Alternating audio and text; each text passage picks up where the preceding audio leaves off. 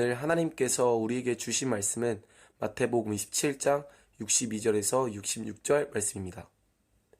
그 이튿날은 준비일 다음 날이라 대제사장들과 바리새인들이 함께 빌라도에게 모여 이르되 주여 저 속이던 자가 살아있을 때에 말하되 내가 사흘 후에 다시 살해하리라는 것을 우리가 기억하노니 그러므로 명령하여 그 무덤을 사흘까지 굳게 지키게 하소서.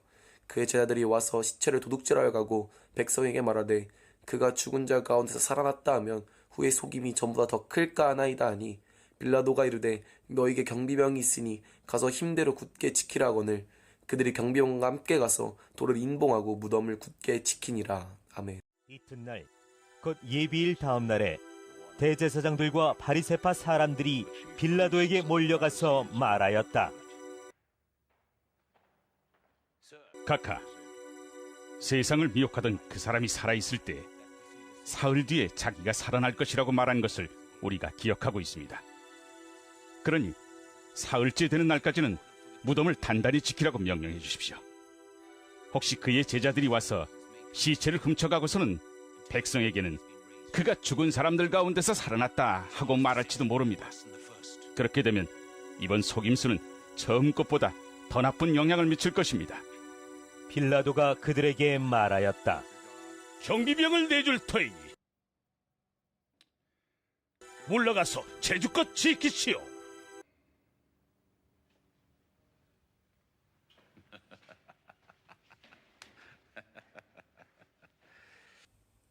우리는 오늘 닫혀진 무덤이라는 제목으로 마태복음 17장 62절에서 66절 말씀을 우리가 한번 살펴보았습니다.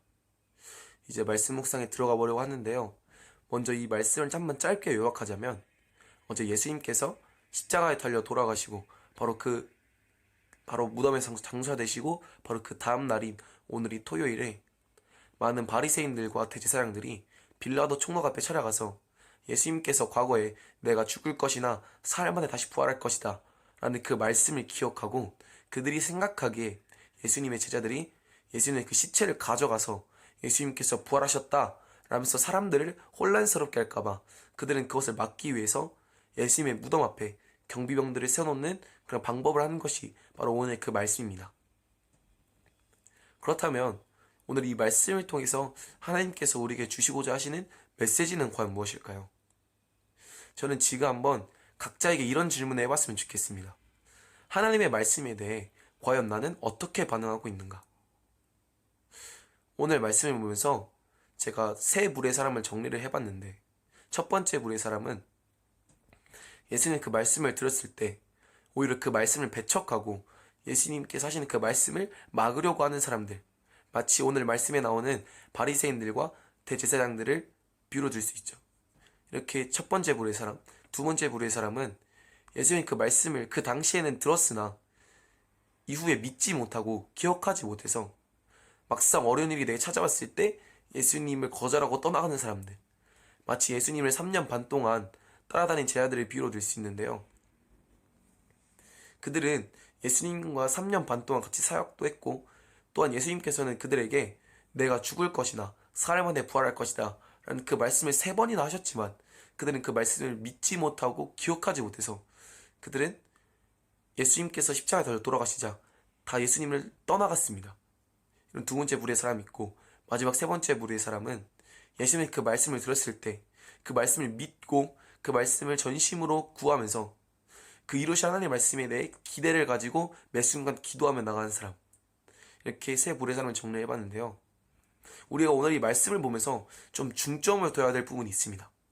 과연 그 부분이 어디냐면 예수님께서 제자들에게 내가 죽을 것이었다 부활할 것이다 라는 그 말씀을 했을 때 제자들은 그 말씀을 기억하지 못했지만 오히려 바리새인들과 대제사장들이 그 말씀을 기억했다는 것입니다. 과연 이 말씀을 우리에게 어떻게 적용할 수 있을까요? 전 멀리 보지 말고 지금 딱 이렇게 한번 정해 봅시다. 우리는 지금 한 주간 고난 주간을 지내왔습니다. 예수는 그 십자가를 기억하면서 이 한 주간을 지내왔는데 과연 이 고난 주간 가운데서 과연 어떤 삶을 살았는지 지금 각자 자신에게 한번 질문을 해봤으면 좋겠습니다.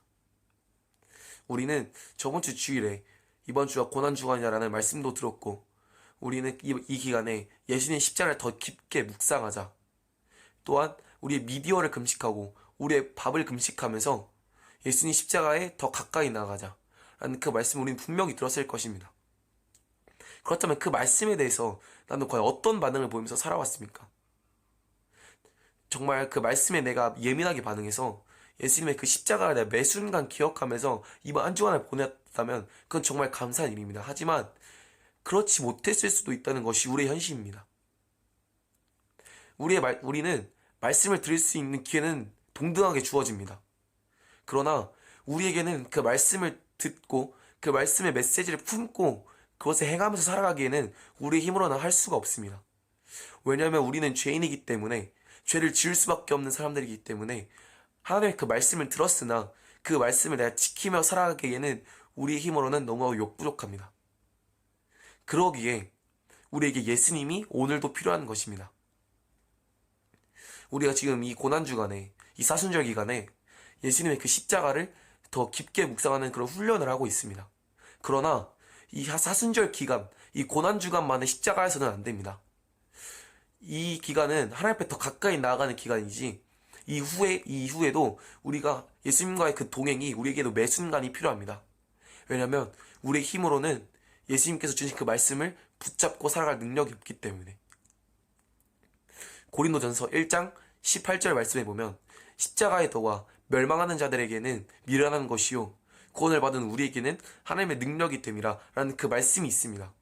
이 말씀은 우리의 힘으로는 절대로 이 세상 가운데서 하나님의 말씀을 붙들고 살아갈 능력이 없다는 것입니다. 그러나 그 힘을 공급받는 곳은 오직 예수님의 그 십자가에서밖에 우리가 힘을 능력받을 곳이 없다는 것입니다. 그러기에 이 사순절이 끝났다고 해서 예수님의 그 십자가를 묵상하지 않는 것이 아니라 오히려 이 기회를 발판 삼아서 우리가 매 순간 예수님의 그 십자가에 가까이 나아가는 우리 모두가 되기를 간절히 소망합니다. 오직 예수님의 십자가만이 우리의 힘이 되시고 우리가 죄 가운데 넘어졌다고 하더라도 우리를 회복시킬 수 있는 그런 온전한 그 능력은 예수님의 십자가밖에 없음을 우리가 기억하길 바랍니다. 이제 내일이면 부활주일인데 이번 한 주간 어떤 삶을 살아오셨을지는 여러분과 하나님만이 아십니다. 그러나 혹시 과거에 내가 예수님 십자가를 묵상하지 못했더라도 지금 중요한 것은 지금의 나와 주님과의 관계입니다. 혹시 고난주간에 그렇게 보내지 못했더라도 지금부터라도 예수님의 십자가를 묵상하면서 예수님 십자가를 더 깊게 묵상하면서 나아오는 우리 모두가 되길 간절히 소망합니다. 그러기에 우리 모두가 세 번째 부류의 사람이 되어서 예수님의 그 말씀을 기억하며 예수님의 그 십자가를 붙들며 매 순간 승리하며 살아가는 우리 모두가 되길 간절히 소망합니다. 그럼 남은 시간도 주님 안에서 승리하시기를 간절히 기도합니다.